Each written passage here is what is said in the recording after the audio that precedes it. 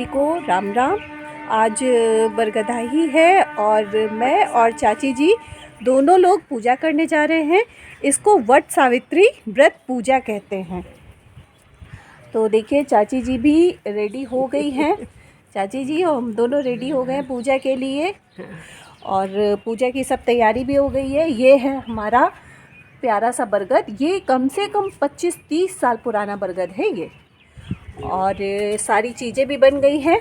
बस अब हम लोग पूजा शुरू करते हैं। जटाएं खूब निकल ही आई है, क्या मतलब बहुत पुराना है। हाँ चाची, बहुत पुराना है। इसमें देखो जटाएं निकल आई है ना, बहुत पुराना है ना, बहुत पुराना है। बस आज हम लोग इसी बरगद की पूजा करेंगे और सावित्री माँ से प्रार्थना करेंगे कि जैसे वो सत्यवान को यमराज से ले आई थी वापस, बचा के वही शक्ति वही ऊर्जा हम लोगों के अंदर भी भगवान प्रवाहित करें।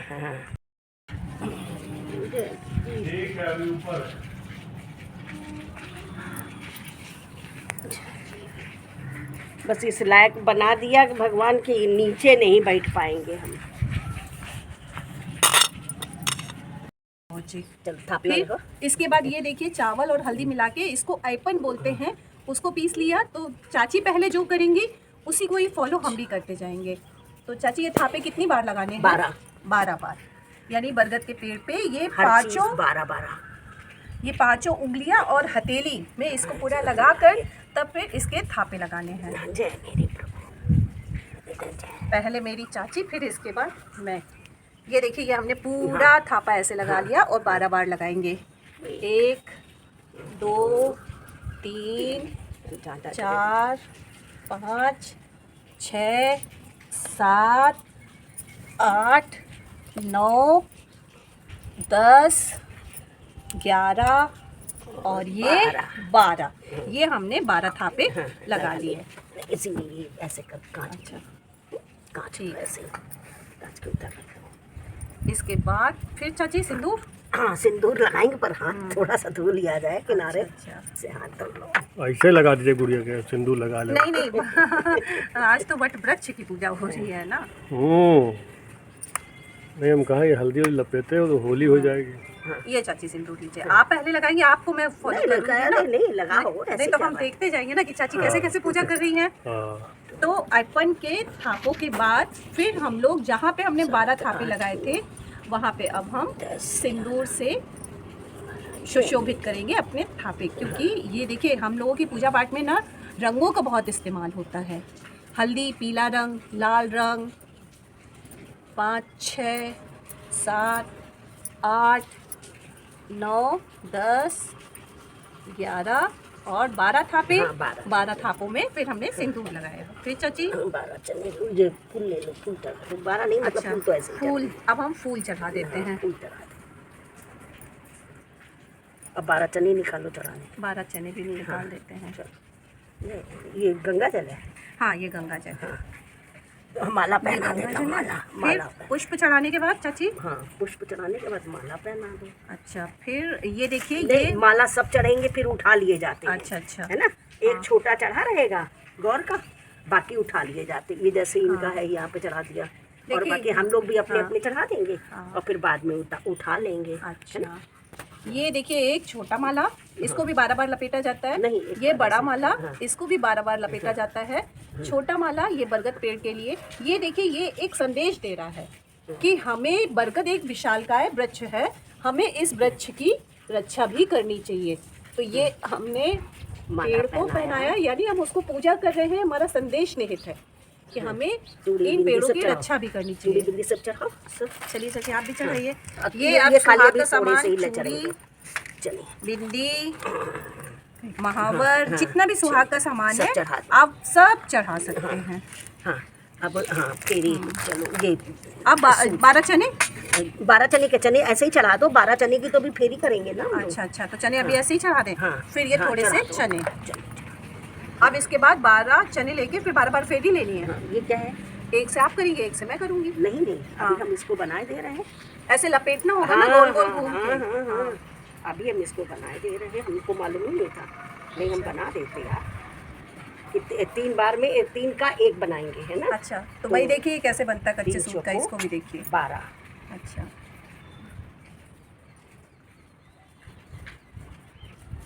ये मुझे नहीं पता था कि इस तरह से बनता है। अच्छा,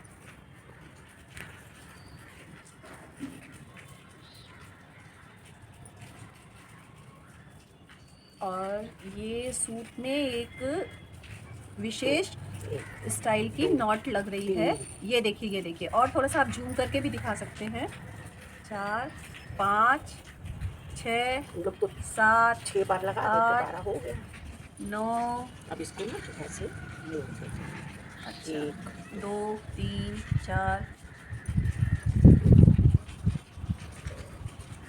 तो दोनों लोग लगा लेंगे इसी में। 5 6 7।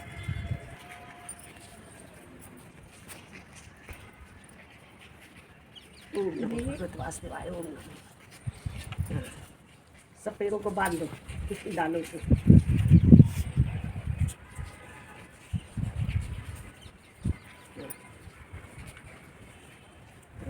गिनती जाना।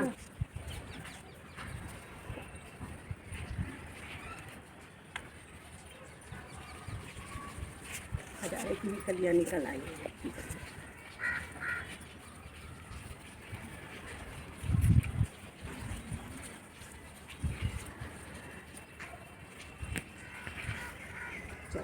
अब फेरी लो, अब 12 चने लो। अब फेरी लेंगे 12। तो ये अभी फेरी ही तो लिए। तो तुमने ये कहते सूट वाली ली है ना। अच्छा, अब 12 चने लो। दो होंगे, 12 चने ले लो। 3 घूमे ना लेना। 3 4 5 6 7 8 9 10 11 12। ये दिया लाई थी। हाँ, दीपक करने के चलो लिए। अभी बाद में कर लेंगे। तुम आगे चलो। फिर हम 12 तो- बार लगाना है? हाँ 12 और क्या। अभी तो फिर ये आपने चने सूट, गिराने हैं? हाँ चने गिनते हैं और क्या।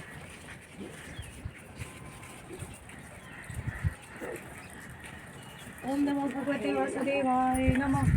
ओम नमो भगवते वासुदेवाय नमः। ओम नमो भगवते वासुदेवाय नमः। 2-3 चक्कर पास।